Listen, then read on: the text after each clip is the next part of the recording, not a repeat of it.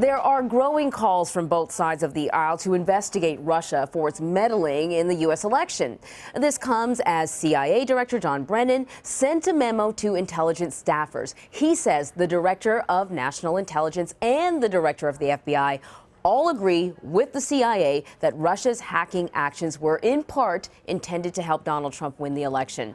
Claims the Trump transition team continue to deny.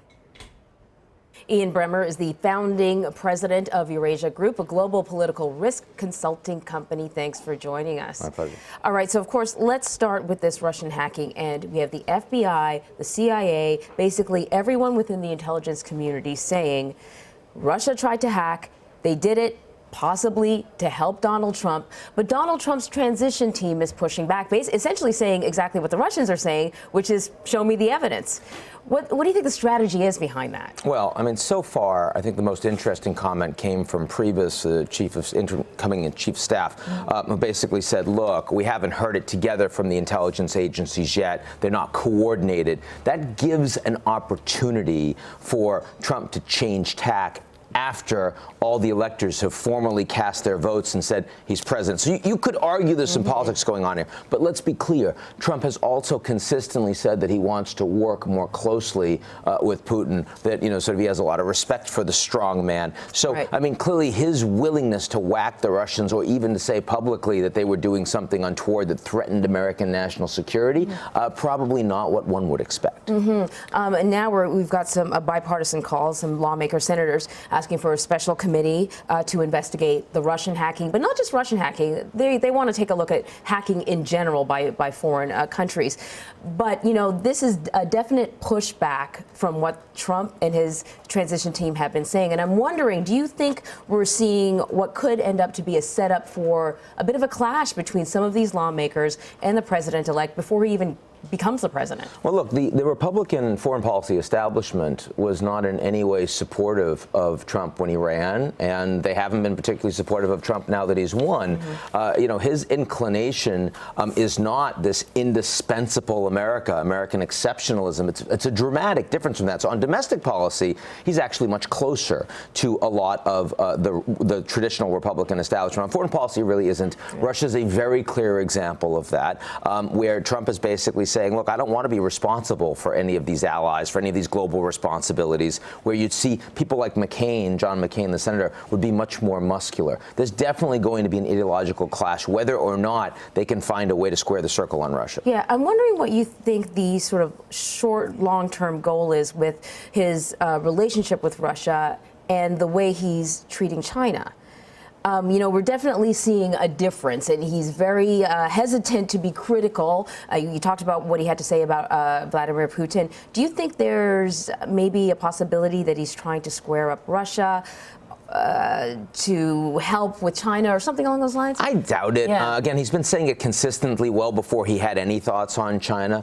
In the case of Russia, I mean, it's true that Trump is someone that hasn't been bothered by someone that assassinates journalists domestically, someone that doesn't have rule of law. Trump's been very clear that we shouldn't be trying to promote democracy. We shouldn't be wondering about what they're doing internally in their own countries. So he likes a strong man. But Russia is not an economic competitor of the U.S. China is. And Trump, the businessman, has seen China as a place that's hard to do business in, that, rips off American products and that, sort of competes with the Americans economically, competes with American corporations, entices a lot of American corporations to go over there, produce more cheaply, take away American jobs. One thing we can say about Putin, he ain't stealing any American jobs, right? So at the end of the day, I do think these are in separate boxes. Now, Trump, the president, is suddenly going to find out that they're in the same global box. Whether he is prepared to accept that and respond to it, of course, is a very, very different matter. So, okay, let's go back to the hacking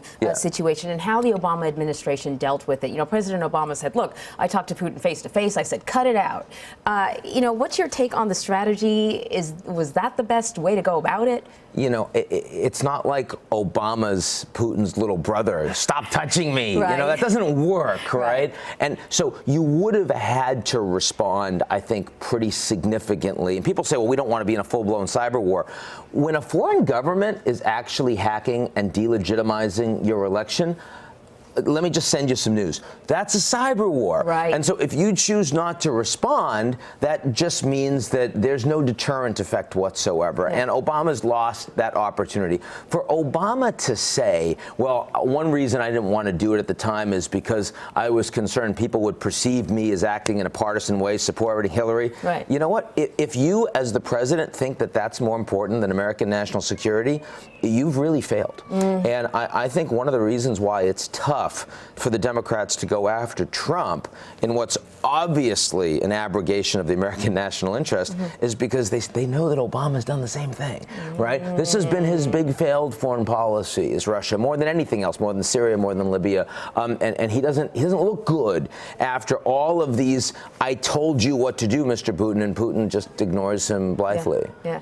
Okay, before you go, we got to talk about the Electoral College. They're voting today. High drama, which is a phrase that's normally not associated with the Electoral College. It's usually sort of a rubber stamp situation, but now we have, the possibility of some electorals voting contrary to what has happened in their state. We're hearing about threats, all protests. How unprecedented is this? Well, I mean, certainly no more unprecedented than the election of Trump, and I think that's what it is. I mean, look, we are making history every day.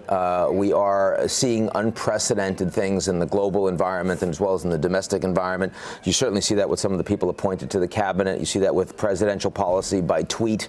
You see that with the treatment of the media. So it should not surprise us that the Electoral College is yet one more of these news-making things, but I expect in a couple days it's going to be off the headlines. All right, Ian Bremmer, thank you very much. Sure.